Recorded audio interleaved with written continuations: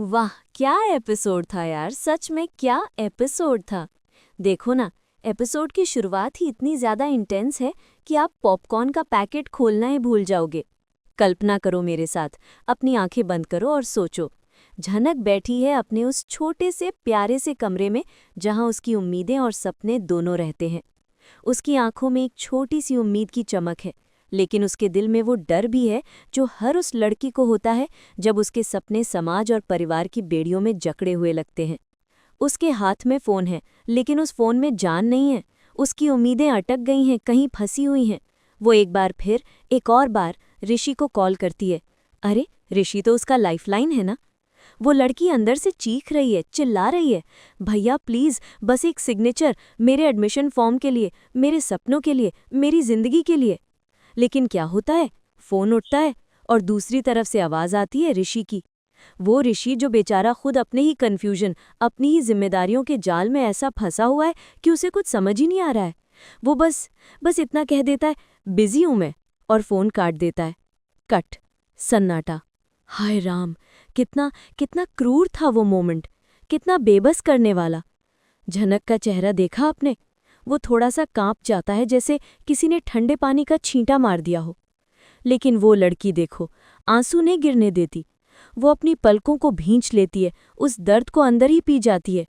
दोस्तों, मैं हूँ आपकी Sanjana, drama queen Sanjana TV से, और ये सीन देखकर सच बताऊं, मेरा दिल पिघल गया। क्या तुम्हें लगता है ऋषि सही कर रहा है? क्या एक इंसान इतना बिजी हो सकता है कि किसी के भविष्य के लिए 2 सेकंड ना निकाल पाए? मुझे कमेंट में बताओ ना, क्योंकि आगे जो होने वाला है वो तो इससे भी बड़ा धमाल है। ऋषि के एक ना ने जो आग लगाई है, वो पूरे बॉस मैंशन को जलाने वाली है। ये तो बस शुरुआत थी। अब सीन शिफ्ट होता है और हम मिलते हैं झनक के असली सुपर हीरो से, उसके दोस्त धम्मू और सखी। वाह, क्या दोस्त है यार। भगवान ऐसे दोस्त सबको दे। सखी, वो जो मुंह पर सच बोलने वाली प्रैक्टिकल लड़की है, वो तुरंत बोल पड़ती है, अरे इस फोन पर गिड़गिड़ाने से क्या मिलेगा, वो नहीं समझेगा। चल सीधे उसके घर चलते हैं, उसके किले में घुसते हैं और अपना हक छीन कर लाते हैं। धम्मू भी पूरा सपोर्ट करता है। वो झनक के कंधे पर हाथ रखकर कहता है, ये तेरी पढ़ाई का सवाल है झनक, ये तेरी जिंदगी का सवाल है। तू लड़की है, लेकिन तू कमजोर नहीं है, हम तेरे साथ हैं। झनक, हमारी झनक, वो हिचकिचाती है। उसकी आंखों में एक पल को डर आता है। वो सोचती है, बॉस हाउस, दोबारा उस घर में जाऊं? वो तो मेरे लिए एक जेल जैसा है, एक ऐसा पिंजरा जहां मेरी आत्मा को नोचा गया था। लेकिन फिर वो अपने दोस्तों के चेहरों को देखती है, उनकी आंखों में वो भरोसा देखती है, और वो मान जाती है। दोस्तों, ये मोमेंट मुझे अपनी ज़िंदगी का वो किस्सा याद दिलाता है जब मैं कॉलेज में थी और एक मुश्किल प्रोजेक्ट में फंस गई थी। मुझे लगा मैं फेल हो जाऊंगी, लेकिन मेरे दोस्तों ने कहा, चल हम साथ हैं, रात भर जागेंगे लेकिन प्रोजेक्ट पूरा करेंगे। और सच में डर ऐसे भाग गया जैसे गधे के सर से सींग। अगर तुम्हारे पास भी ऐसे दोस्त हैं ना, जो तुम्हारे लिए किसी भी आग में कूद सकते हैं, तो ड्रामा क्वीन संजना को थैंक्स बोलो कमेंट्स में, और उन दोस्तों को ये वीडियो टैग करो। चलो चलो, सेंटी नहीं होते, आगे बढ़ते हैं, क्योंकि बॉस मैंशन में तो अब सचमुच आग लगने वाली है। असली ड्रामा तो अब शुरू होगा। अब cut to the boss house. अरे वाह वाह, यहाँ तो फैमिली का full on high voltage drama पहले से ही चल रहा है। तनुश्री, वो एवर कंप्लेनिंग, हमेशा शिकायत करने वाली आंटी, गुस्से में लाल पीली होकर चिल्ला रही है। वो झनक, वो लड़की फिर से कोई मुसीबत खड़ी करेगी। मुझे पता है, उस लोकल गार्डियन फॉर्म के चक्कर में वो हमारी मिस्टी के एडमिशन खराब कर देगी, वो हमारे घर की शांति भंग कर देगी। नीलू, जो हमेशा शांति बनाने की कोशिश कर रही है, उसे शांत करने की कोशिश कर रही है। लेकिन तनुश्री का गुस्सा तो 7वें आसमान पर है, वो रुकने वाला नहीं है। और तभी एंट्री होती है अर्शी की, स्टाइल में, और आते ही वो अपना एजेंडा साफ कर देती है। मैं अदिति को अपने साथ ले जाना चाहती हूँ, वो यहाँ ठीक नहीं है। इंदुमती, जो घर की बड़ी है, वो तुरंत कहती है, नहीं, अदिति यहीं ठीक है, वो डॉक्टर सुरजीत की निगरानी में है, उसे कहीं ले जाने की जरूरत नहीं है। तनुश्री भी अपनी तरफ से नमक मिर्च लगाती है। और क्या, ऋषि ने तो अदिति की देखभाल के लिए अपने काम से छुट्टी तक ले ली है, वो अपनी पत्नी का पूरा ध्यान रख रहा है। लेकिन अर्शी का चेहरा देखो दोस्तों, ध्यान से देखो, उसकी आंखों में शक की लकीरें इतनी साफ दिख रही हैं जैसे कोई गणित का सवाल हो। वो ऋषि पर भरोसा नहीं कर रही है। दोस्तों, ये फैमिली डायनामिक्स, मैं संजना बोल रही हूँ, संजना टीवी से। और ये सीन तो मुझे बिल्कुल वैसा ही लगा जैसे मेरी फैमिली में जब सारी आंटियाँ एक साथ बैठ के चाय पीते पीते दुनिया भर की गॉसिप करती हैं। हंसो मत, लेकिन ये रिलेटेबल है ना, हर घर की कहानी है ये। अगर हाँ, तो लाइक का बटन अभी के अभी दबाओ। मुझे पता चलना चाहिए कि मैं अकेली नहीं हूँ। अब सीन शिफ्ट होता है अदिति के कमरे में। माहौल थोड़ा शांत है, लेकिन ये तूफान से पहले की शांति है। अनिरुद्ध, वो कूल डैडी, अपनी बेटी से पूछते हैं, अदिति बेटा, अब कैसी हो तुम? अदिति एक थकी हुई फीकी सी मुस्कान के साथ कहती है, अब ठीक हूँ पापा। ऋषि उसके पास बैठा है और उसे अपने हाथों से खाना खिला रहा है। और वो मोमेंट इतना स्वीट, इतना परफेक्ट लगता है कि एक पल को आपको लगेगा कि शायद सब कुछ नॉर्मल हो गया है, शायद ये खुशहाल परिवार है।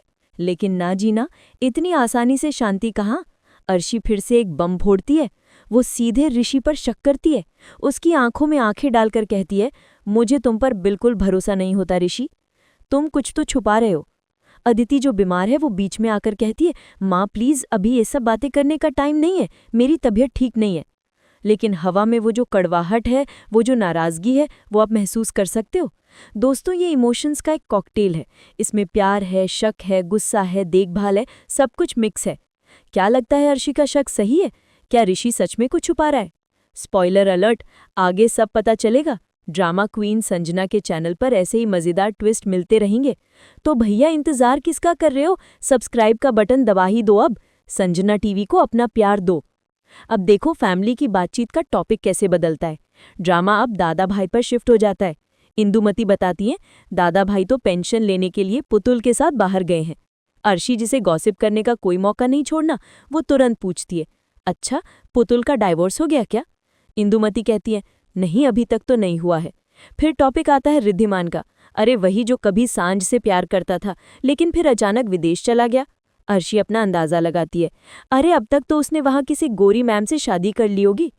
लेकिन इंदुमती कहती है, नहीं, जहां तक मुझे पता है अभी तक वो सिंगल है। और बस ऋषि का सब्र का बांध टूट जाता है। वो चिल्लाता है, अर्शी बस करो, तुम यहाँ अदिति से मिलने आई हो या पूरी फैमिली की पंचायत करने आई हो? वाह, क्या टेंशन है। माहौल में इतनी टेंशन है कि चाकू से काटी जा सकती है। दोस्तों, ये गॉसिप वाला सीन मुझे हमेशा हंसाता है, क्योंकि हर फैमिली में यही तो होता है, चाय के साथ चटपटी बातें, दूसरों की जिंदगी में झांकने का मजा। अगर तुम्हारी फैमिली भी बिल्कुल ऐसी है तो कमेंट में अपनी सबसे funny family gossip story share करो। संजना यहाँ है तुम्हारी सारी। और तभी तभी डोरबेल बजती है, ट्रिंग ट्रिंग। एक पल के लिए सब चुप हो जाते हैं, एक दूसरे को देखते हैं। इस वक्त कौन आया होगा? तनुश्री दरवाजा खोलने जाती है। वो दरवाजा खोलती है और बूम, सामने झनक खड़ी है, अकेली। उसकी आंखों में डर नहीं है, एक अजीब सी शांति है, एक अनजाना लेकिन दृढ़ चेहरा। पूरा घर, पूरा बोस परिवार सन्न रह जाता है, जैसे किसी ने स्टैचू बोल दिया हो। हवा रुक जाती है, घड़ियां थम जाती हैं। झनक अंदर आती है और सीधे मुद्दे पर आती है। उसकी आवाज कांप नहीं रही है। वो कहती है, मुझे दादा भाई का सिग्नेचर चाहिए मेरे कॉलेज फॉर्म पर, लोकल गार्डियन के तौर पर। आज आखिरी दिन है। अनिरुद्ध, जो हमेशा की तरह साइड में खड़ा तमाशा देख रहा होता है, वो पूछता है, लेकिन इसकी जिम्मेदारी कौन लेगा? झनक उसकी तरफ एक दर्द भरी निगाह से देखती है, लेकिन खुद को संभालते हुए कहती है, मुझे पता है कि ये आपकी ड्यूटी है, आपका फर्ज है, लेकिन मैं आपसे कोई उम्मीद नहीं करती। वाह, क्या लाइन थी, सीधा दिल पर लगी। अदिति, जो बिस्तर पर लेटी है, वो इरिटेट होकर चिल्लाती है, बस करो ये सब, अपना बोलना बंद करो और जाओ यहाँ से। लेकिन इस बार झनक अकेली नहीं थी। उसकी दोस्त सखी आगे आती है और शेरनी की तरह दहाड़ती है, क्यों बंद करें, वो सिर्फ एक सिग्नेचर मांग रही है, और ऋषि तो झनक का पति है, ये उसका हक है। और फिर धम्मू वो बम फोड़ता है जिसके लिए कोई भी तैयार नहीं था। वो पूरे परिवार के सामने अदिति और अर्शी के मुंह पर चिल्लाकर कहता है, और आप लोग जिम्मेदारी की बात करते हैं, झनक असल में अनिरुद्ध की बेटी है। क्या? व्हाट? पूरा कमरा साइलेंट हो जाता है, पिन ड्रॉप साइलेंस। अदिति और अर्शी के चेहरे पर अविश्वास से ऐसे भाव आते हैं जैसे उन्होंने भूत देख लिया हो। उनके मुंह खुले के खुले रह जाते हैं।